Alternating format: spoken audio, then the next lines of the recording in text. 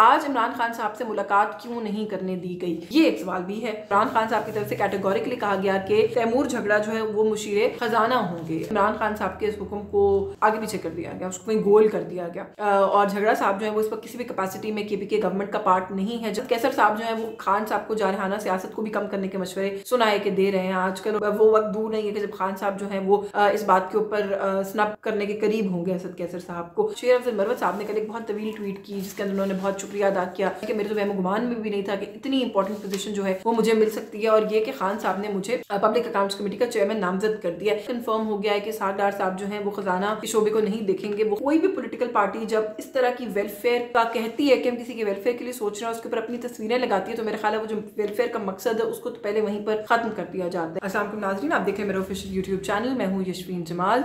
आज के इस वीलॉग में कुछ इश्यूज हैं जिन पर बात करते हैं। एक तो ये कि मौरूसी सियासत या खानदान में ओहदे बांटना कितना गलत काम है। ये सुन सुनकर एक जमात की तरफ से हमारे कान पक गए और फिर जब इक़्तिदार मिला और जब मौका मिला तो फिर खुद क्या किया, किस तरीके से रिवड़ियाँ बांटी मुड़ मुड़ अपनों को, उसका अहवाल आपके साथ शेयर करेंगे। मैं केपीके कैबिनेट जो है उसकी बात कर रही हूँ।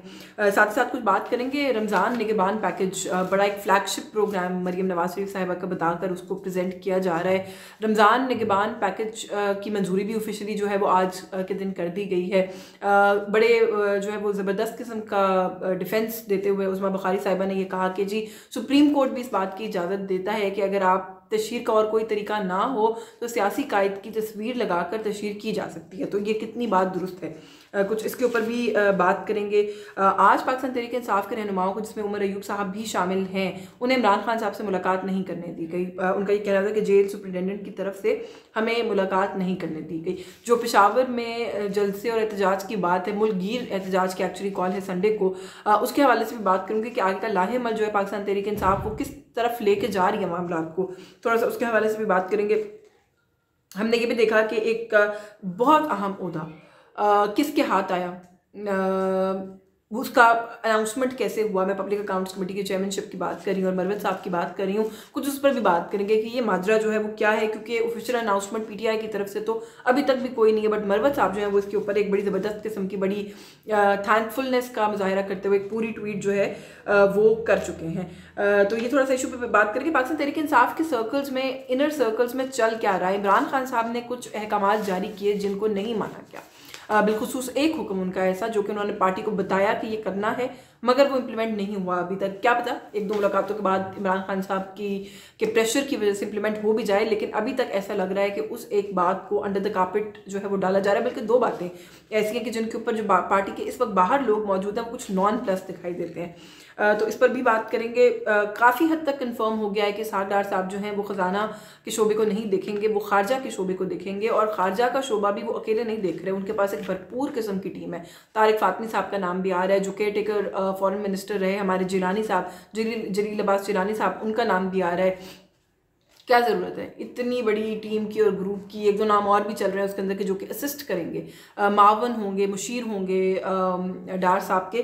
तो क्या डार साहब प्रैक्टिकली और टेक्निकली इकोनॉमी से बाहर निकल रहे हैं कि नहीं निकल रहे, इस पर भी बात करते हैं। तो सबसे पहले जैसे मैंने कहा कि बात कर लेते हैं ये जो इस वक्त की सभी सूरत हाल है पाकिस्तान तहरीक इंसाफ के सर्कल्स में क्या चल रहा है। अपने किसी रिश्तेदार को वजारत दे दी है, ये करप्ट हैं, ये चोर हैं, ये खुद को अपने आप को नवाजते हैं, मौरूसी सियासत के हम खिलाफ हैं, मेरा ही भाई बेटा बच्चा जो है आगे पोता क्यों जो है वो कोई सियासत संभालेगा, ये लोग बिल्कुल ठीक नहीं है।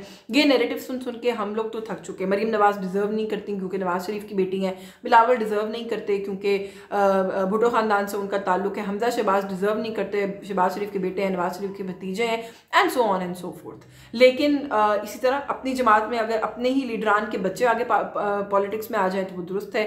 अच्छा, उस पर भी पीटीआई के दोस्त जो हैं बहुत स्मार्टली निकल आते हैं बीच में से, वो कहते हैं जी कि अगर कुरैशी साहब जो है उनकी साहबजादे और साहबजादी जो हैं वो हैं पॉलिटिक्स में, देखो कुरैशी साहब कोई पार्टी हेड तो नहीं है, हम तो पार्टी हेड्स की बात करते हैं, लेकिन बात जो है वो यहाँ पे रुकती नहीं है क्योंकि हमने ये देखा कि पीएमएलएन के बहुत से और लोगों को भी जो कि सेकेंड ईयर लीडरशिप में आते हैं, उनकी फैमिली के या उनके बच्चों के पॉलिटिक्स में आने पर हमने हमेशा, या उनके भाइयों के पॉलिटिक्स में आने पर हमने पीटीआई की तरफ से हमेशा तनकीद ही देखी है। अब जो मामला इनका अपना चल रहा है पाकिस्तान तहरीक इंसाफ के अंदर, वो तो बहुत कमाल है मैं कहती हूँ, क्योंकि अरशद अयूब उमर अयूब के कज़न हैं, उनको जो है वो एक वजारत उनको सूबाई काबीना में शामिल कर लिया गया है। हमने ये देखा कि एक और सूबाई वजीर आकिबुल्ला साबिक स्पीकर जो है कौमी असम्बली के असद कैसर साहब उनके छोटे भाई हैं।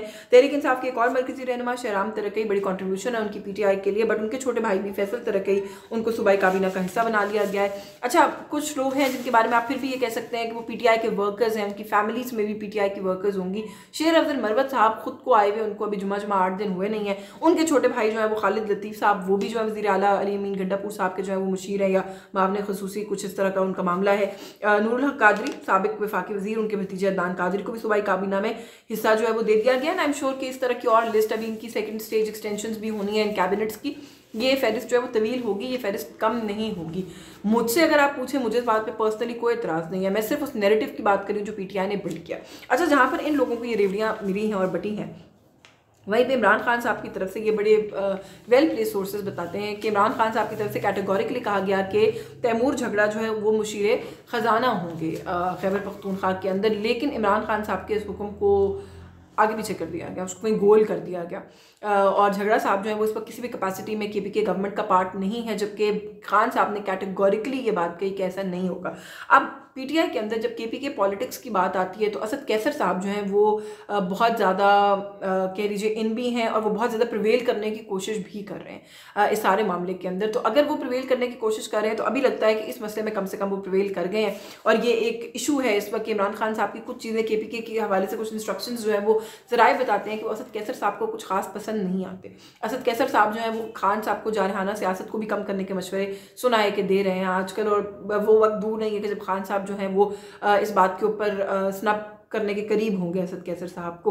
तो तैमूर झगड़ा साहब वाला जो इशू है वो उसकी वजह से हमने देखा कि कहीं अटका रह गया। अच्छा, साथ ही साथ शेर अफजल मरवत साहब ने कल एक बहुत तवील ट्वीट की जिसके अंदर उन्होंने बहुत शुक्रिया अदा किया इमरान खान साहब को। उन्होंने कहा जी कि मेरे तो वहम गुमान में भी नहीं था कि इतनी इंपॉर्टेंट पोजीशन जो है वो मुझे मिल सकती है, और ये कि खान साहब ने मुझे पब्लिक अकाउंट्स कमेटी का चेयरमैन नामजद कर दिया है। सवाल पूछने के ऊपर कहीं पर बैरिस्टर अली जफर ने भी इस बात को कंफर्म किया है, डिनाई नहीं किया है। लेकिन उमर अयूब साहब लीडर ऑफ द ऑपोजिशन होंगे, इस बात को कल बाकायदा तौर पर मीडिया के सामने PTI की तरफ से अनाउंस किया गया। बट शेर अफजल मरवत साहब का क्या मामला होगा उसके बारे में PTI ने कोई ऑफिशियल अनाउंसमेंट अभी तक भी टिल डेट भी नहीं की है। मरवत साहब ने अपना ही क्लेम किया है खाली कि जी मैं PAC का चेयरमैन हूँगा, तो एक बड़ा इंपॉर्टेंट ओहदा है। मरवत साहब जो है वो अपेरेंटली जो अभी तक जहाँ जहाँ इंपॉर्टेंट ओहदे देने की बात आई है, हमने ये देखा कि खान साहब जो है वो बड़ी प्रेफरेंस पे रख रहे हैं मरवत साहब को। तो पार्टी क्यों हेजिटेट कर रही है उनके बारे में कोई अनाउंसमेंट करने से? बल्कि मैं ये देख रही हूँ कि पार्टी के अंदर कुछ लीडरशिप ऐसी भी है जो कि कॉन्स्टेंटली मरवत साहब को टारगेट भी करती है। वो ये कहती है कि जी शेर अफजल मरवत रॉन्ग नंबर है। हमने देखा कि उनका पहले जो है वो एक टिफ हुआ रऊफ हसन साहब के साथ, फिर हुआ गौहर अली खान साहब के साथ, फिर और भी दीगर ऐसे लोग हैं जो कि कहीं ना कहीं उनकी बात को रद्द करते हुए नजर आते हैं। बट अपेरेंटली लग ये रहा है कि खान साहब के बहुत मोतमद लोगों में से शेर अफजल मरवत साहब, और ये एक बड़ी इंपॉर्टेंट जिम्मेदारी है। लेकिन फिर यहाँ पर ये सवाल भी पैदा होता है कि शेर अफजल मरवत साहब जो है वो हर वक्त लड़ाई को जो है ना वो क्या है झपटा मारने को तैयार खड़े होते हैं। उनका एक जारहाना तर्ज सियासत है, उनकी बॉडी लैंग्वेज भी जारहाना है, वो बात भी जारहाना करते हैं, वो अपने मुखालिफ के सामने खड़े होकर इस तरह की गुफ्तगू करते हैं जो कि प्रोवोक करे अगले को कि जी आएँ और आके मेरे से लड़ाई करें, क्योंकि वो समझते हैं कि वो लड़ सकते हैं, ही इज़ केपेबल। अता तारड़ के साथ जो वो एक नारेबाजी का मुकाबला हुआ उसके अंदर भी उन्होंने कहा जी कि अगर ये एक आधे मिनट की और बात थी, वरना फिर देखते आपके क्या होता।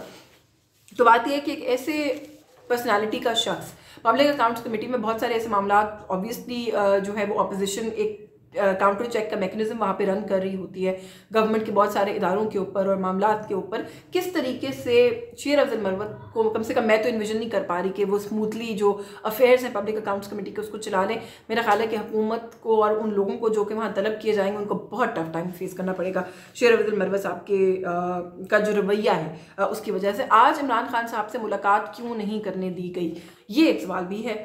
और बहुत सी इसको जोड़ा जा रहा है कि वो जो एक इंसिडेंट हुआ है कल उसके हवाले से भी कि वहाँ पर सिक्योरिटी जो है वो इस वक्त टाइट है। तो अब एक कयास रहीम का सिलसिला ये भी है कि उसको बुनियाद बनाकर या तो खान साहब को अडियाला से शिफ्ट आउट करने की कोशिश की जाएगी, उनको बनीगाला ले जाया जाएगा, या फिर ये जो सहाफ़ियों के भी आने जाने का सिलसिला है और मुलाकातों का भी एक सिलसिला है जो कि बेशक थोड़ा लिमिटेड है लेकिन है, उसको अब बंद करने की कोशिश की जाएगी based on what has happened last night. और क्योंकि अडियाला जेल जो वो किसी किस्म के टारगेट पर है अपेरेंटली जो कि कल लगा है, या वहाँ पर दोबारा खुदा न खास्ता कुछ हो सकता है, तो शायद इसको बुनियाद बनाकर ये किया जाएगा।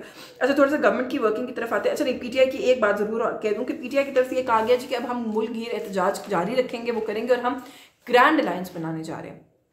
ग्रैंड अलायंस बनाने जा रहे हैं जिसके अंदर हम सभी उन सियासी जमातों को शामिल करेंगे जो कि हमारे बुनियादी मौक़िफ़ से जो इत्तफाक करती हैं। अच्छा, बुनियादी मौक़िफ़ के अंदर इत्तफाक के अंदर मेरे ख्याल है पहली जमात जो पीटीआई ने आइडेंटिफाई की वो मौलाना की जमात थी। मौलाना ने जिस दिन ये स्टेटमेंट आई कि हम ग्रैंड अलायंस बनाएंगे, उसी दिन इस बात को रिजेक्ट कर दिया और ये कहा जी कि कोई ग्रैंड अलायंस जो है पीटीआई के साथ तो कम से कम नहीं बन सकता।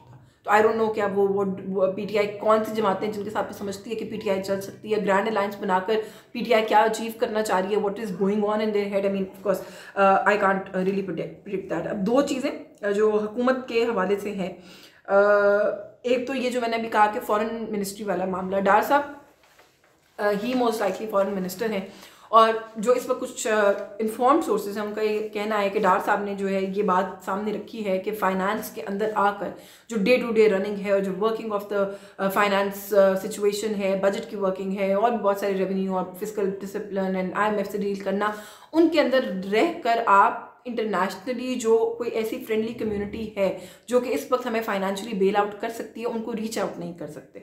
तो फॉरेन मिनिस्ट्री मेरे पास इसलिए होनी चाहिए ताकि मैं वहाँ पर रहकर इनडायरेक्टली फाइनेंशियल सिचुएशन को मुल्क की सपोर्ट कर सकूँ और जो हमारे कुछ ब्रादर ममालिक हैं जहाँ से हमें फाइनेंशियल मदद की हमेशा तवक्को होती है, उनको टैप करना ज़्यादा आसान होगा।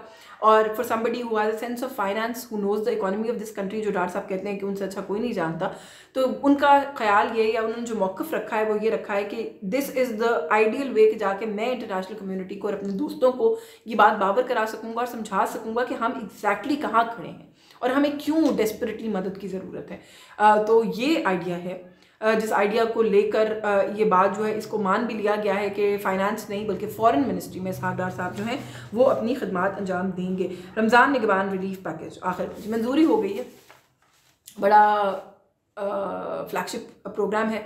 मरियम साहिबा का प्रेस कॉन्फ्रेंस में भी एक बोरी इधर थी एक बोरी उधर थी, bad optics, bad media optics, I really have to say this because आप एक प्रोग्राम लॉन्च कर रही हैं, आप ये कह रही हैं कि इररिस्पेक्टिव मर्दमशुमारी की बुनियाद पर बगैर किसी डिफ्रेंसिएशन के लोगों को जा रहा है, बस ठीक है, आपका पैगाम पहुंच जाएगा। आपको एक बोरी इधर उधर रख के प्रेस कॉन्फ्रेंस करने की ये जो मशीन है, मैं तो बार बार कह रही हूँ कि जो मीडिया एडवाइजर्स हैं मरियम बीबी के, उनको तब्दील करने की ज़रूरत है। अज़मा बुखारी साहिबा ने कहा कि सुप्रीम कोर्ट अलाउ करती है इस बात को, पता नहीं कौन सा फैसला है जिसमें सुप्रीम कोर्ट इस बात को अलाउ करती है, बल्कि अभी रिसेंटली लाहौर हाई कोर्ट में ये इशू रेज किया गया था एक बाईपास के इफ्तिताह के ऊपर, जिसमें लाहौर हाई कोर्ट ने ये कहा था कि टैक्स पेयर मनी से कोई सियासतदान अपना चेहरा या अपनी तस्वीर लगाकर अगर अपने नाम से उसको तशहीर करता है तो ये अलाउड नहीं है। ऑल्दो बहुत से कानूनी माहिरीन जो है उनसे बात की है मैंने खुद भी, उनका ये ख्याल है कि इसके ऊपर कानून टेक्निकली साइलेंट है, कोई कानून साजी नहीं है और अगर इस पर क्लैरिटी चाहिए तो कोई अगर कोर्ट से रुजू करेगा तो courts are in a better position to explain और क्लैरिफाई ये वाला जो मैटर है इसको, लेकिन इससे ज़्यादा कोई क्लैरिटी इस वक्त एग्जिस्ट नहीं करती इस इशू के ऊपर। बट हैविंग सेड दैट, इसके अंदर एक जो हिच है जो कुछ लोगों ने पॉइंट आउट की है वो बड़ी इंपॉर्टेंट है। अभी बहुत सारी नशिस्तें ऐसी हैं जिसके ऊपर बाई इलेक्शंस होने हैं, both in the centre and in the province. So now the issue is कि जब आप एक पॉलिटिकल पार्टी की हेड की तस्वीर लगा के उसकी तशहीर करेंगे तो फिर क्या आप असरअंदाज नहीं होंगे उन बाई इलेक्शंस के ऊपर? एक बात। दूसरी बात, नवाज शरीफ साहब इस वक्त किसी कैपेसिटी में पंजाब गवर्नमेंट का पार्ट नहीं है, तो किस तरीके से ये बात जो है वो आगे चलेगी? अभी तो हमें पता चला था कि सूबे में हुकूमत जो है वो सबकी है। मरियम साहिबा ने कहा था मैं सबकी चीफ मिनिस्टर हूँ, और जिनको कहा था कि मैं उनकी चीफ मिनिस्टर, उनको एक दफ़ा ज़हनी मरीज़ भी कह चुकी हैं वो, आई डोंट नो, उन्होंने कहा कि उनकी ज़हनी हालात जो है उनको चेक करने की ज़रूरत है। बट ये जो मसला रमज़ान पैकेज का है, मेरा ख्याल है कि नॉट जस्ट PMLN, कोई भी पोलिटिकल पार्टी जब इस तरह की वेलफेयर का कहती है कि हम किसी के वेलफेयर के लिए सोच रहे हैं, उसके ऊपर अपनी तस्वीरें लगाती है, तो मेरा ख्याल है वो जो वेलफेयर का मकसद है उसको तो पहले वहीं पर ख़त्म कर दिया जाता है। इतनी प्रिंटिंग की उन बोरियों की कॉस्ट आई होगी, टैक्स पेयर मनी से आई होगी, क्या ज़रूरत है देने की, मुझे नहीं पता। और फिर उसके बाद उनके इंफॉर्मेशन मिनिस्टर का उनके आके ये कहना कि ये सुप्रीम कोर्ट अलाउ करता है, आई रियली डोंट नो कि what we are trying to prove है। बट ये जो चीज़ें हैं इनको मेरा ख्याल है कि हमें ख़त्म करने की ज़रूरत है। वैसे भी वेलफेयर का कॉन्सेप्ट ये नहीं होता कि आप किसी को 1 महीने का राशन दे दें। वेलफेयर स्टेट्स जो हैं उनका मतलब या उनका कॉन्सेप्ट ये होता है कि वो हमेशा कंसिस्टेंटली देयर फॉर यू, और एक शहरी अपने मुल्क में ये फील करता है कि उसकी जो बेसिक नीड्स हैं they are taken care of from the government, by the government. वो ये नहीं होता कि एक बोरी जो है वो महीने में, साल में, बल्कि पूरे साल के बाद 1 महीने के अंदर आएगी और वो वेलफेयर होगा। बट एनीवे, जिसको भी उससे रिलीफ मिल जाए, आई थिंक उसमें भी कोई कबाहत नहीं है। हैविंग सेड दैट, आज के इस व्लॉग से बस यही कुछ, मुझे इजाज़त दीजिए। अल्लाह हाफ़िज़।